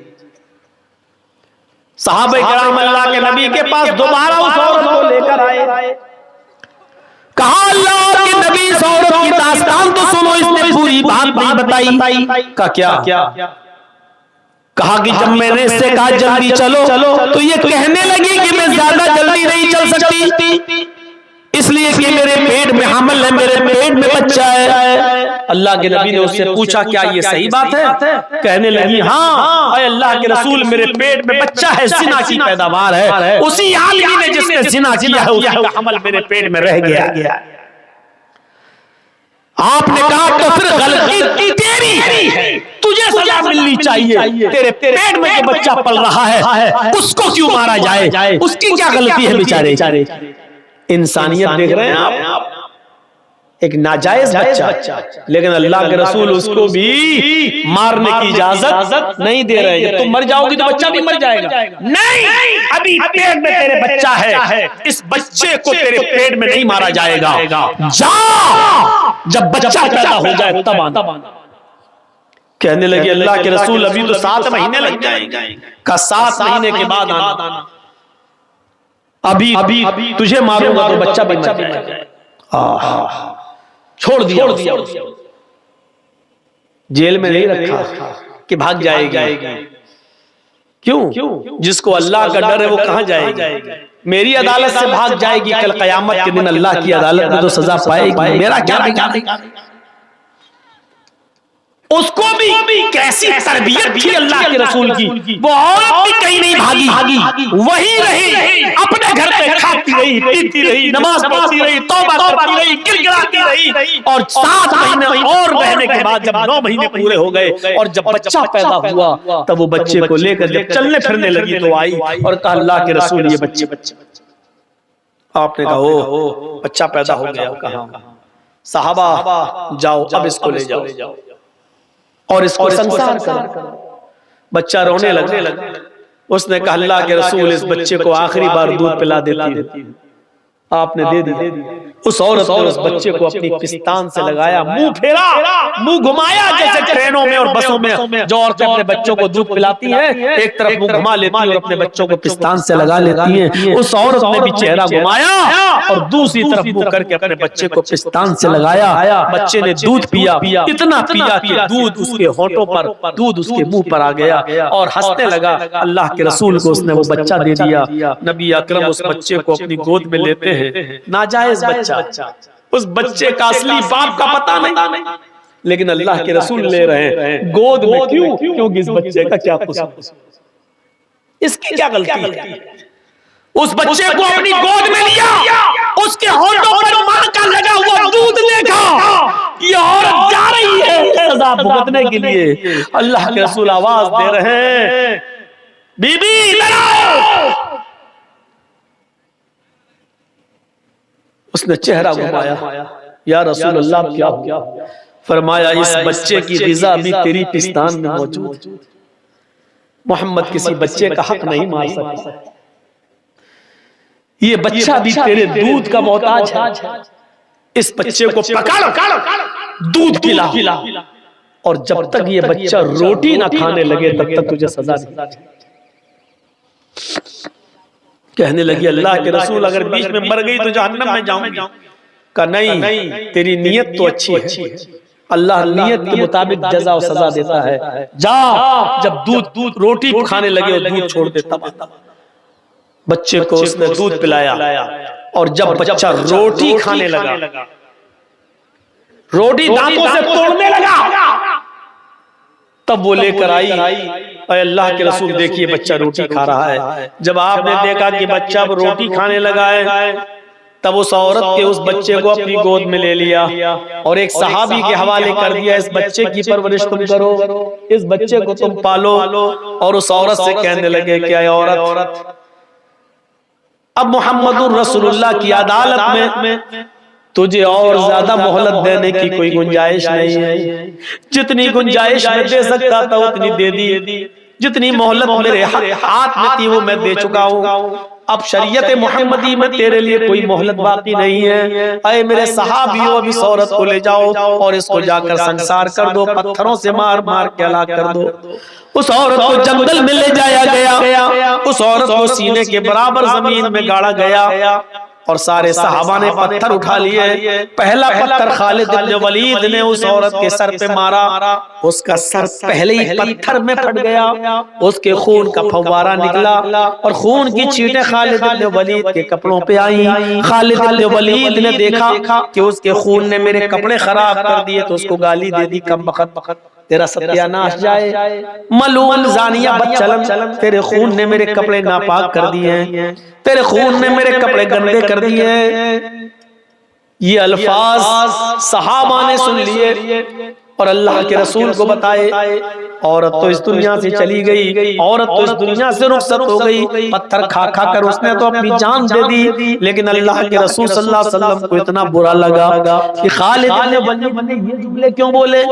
वो तो बेचारी मजबूर थी, वो तो हाथ उसके गड़े हुए थे, सीने तक जमीन में गाड़ दी गई, पत्थर खालिद ने मारा, उसका सर फटा और खून के छींटे निकले, कपड़ों पे आए। तो उस औरत का क्या कसूर था बेचारी का? वो तो जमीन में गड़ी हुई थी, उसका क्या कसूर था? खालिद इब्न वलीद से बात करना बंद कर दिया। खालिद इब्न वलीद ने तीसरे दिन कहा फिदा का भी या रसूलल्लाह, अल्लाह के रसूल आप मुझसे बात नहीं करेंगे और मैं मर गया तो जहन्नम में जाऊंगा, मेरे माँ बाप आप पर कुर्बान, आप हमारी गलती तो बताइए, आप हमसे नाराज क्यों हैं? अल्लाह के नबी ने फरमाया खालिद तुमने उस औरत को जो गाली दी उससे मोहम्मद को बहुत तकलीफ हुई है। कहा अल्लाह के नबी मैंने जब पत्थर मारा मारा तो खून का छींटा निकला, उसने मेरे कपड़े खराब कर दिए। वो बदचलन औरत थी। आपने कहा खालिद वो बदचलन नहीं थी, आए खालिद वो औरत सानिया नहीं थी, उसका शौहर कई महीनों से नहीं था घर पे, इसलिए जंगल में वो बकरियां चराने गई और जज्बात में आकर उससे एक बार गलती हो गई। एक बार गलती को आदत नहीं कहा जाएगा, एक बार हो जाने वाले जिना को पर बदचलनी का इल्जाम नहीं लगाया जाएगा। वो बदचलन नहीं थी, जज्बात को कंट्रोल नहीं कर सकी और जिना कर बैठी। लेकिन खालिद उस औरत ने ऐसी तौबा की है, ऐसी तौबा की है, ऐसी तौबा की है, यानी अपने आप को पत्थरों से मरवा कर, पत्थर खा खा कर मर गई और जान दे दी। उसने ऐसी सच्ची तौबा की है। अगर उस एक औरत की तौबा को इस मदीने के 70 गुनाहगारों पर डाल दिया जाए, 70 जहन्नमियों पर भी डाल दिया जाए, तो एक औरत की तौबा से उन 70 के 70 जहन्नमियों की बख्शिश हो जाए। उस एक औरत की तौबा से 70 के 70 जहन्नमी भी जन्नत में चले जाएं। इतनी सच्ची तौबा की है। तुम उसको बदचलन कहते हो? ये पूरा वाकया बताने का मकसद ये है कि ये है इस्लाम, जिसने एक मासूम और एक नाजायज और एक ऐसे बच्चे को भी मरने नहीं दिया जो बच्चा अपनी माँ के पेट में पल रहा था और जिसके बाप का नहीं। इस्लाम इसका नाम है जो किसी एक मासूम बच्चे की भी जान, चाहे वो नाजायज ही क्यों ना हो, अगर कोई औरत आज भी अगर जिना से हामिला हो गई हो, प्रेग्नेंट हो गई हो, तो आज भी इस्लाम उस औरत को सजा नहीं दे सकता। अगर इस्लामी हुकूमत आ जाए तो आज भी आप उसको सजा नहीं दे सकते जब तक कि वो बच्चा अपने माँ के पेट से पैदा ना हो जाए। इस्लाम इंसानियत का इतना एहतराम करता है कि एक मासूम और बेगुनाह बच्चे की जान लेने को भी जायज करार नहीं देता। सीखें ये बड़े बड़े हुक्मरान, ये है इस्लाम, ये बताता है इस्लाम, और ये है इस्लाम की इंसानियत। अल्लाह का शुक्र है कि हमें इस्लाम मिला, अल्लाह का शुक्र है कि हम इस्लाम के पैरोकार, अल्लाह का शुक्र है कि हम इस्लाम को फॉलो करते हैं। तो मेरे भाइयों 12:30 से 2 बज गया है, 1.5 घंटे की तकरीर काफी। इस्लाम का पैगाम लेकर यहाँ से उठिए और मैसेज दीजिए और गैरों तक ये पैगाम पहुंचाइए कि इस्लाम तुम्हारा भी दीन है, ये इस्लाम कृष्ण जी और रामचंद्र जी का भी दीन है, ये इस्लाम आदम से लेकर मोहम्मद रसूलुल्लाह तक सारे नबियों का पैगाम और दीन एक ही था। लिहाजा यही सबका दीन है। लिहाजा ये जब तक मैसेज हम नहीं देंगे तब तक हम इसी तरह पिटते रहेंगे और मार खाते रहेंगे और इसी तरीके पर से हमारे जुल्म होता रहेगा। हम अल्लाह से दुआ करते हैं कि लाल आलमीन हमारी खताओं को माफ फरमा दे और गुनाहों को बख्श दे और हमें इस्लाम पर मुकम्मल तौर पर चलने वाला बना दे। आए अल्लाह जब तक तू हमें जिंदा रख, इस्लाम पे जिंदा रखना, और जब हमारा खात्मा हो तो ईमान पर हमारा खात्मा फरमाना। वमा अलैना इल्लल बलागुल मुबीन व आखिरु दावाना अल्हम्दुलिल्लाहि रब्बिल आलमीन। अस्सलामु अलैकुम व रहमतुल्लाहि व बरकातुहू। जो लोग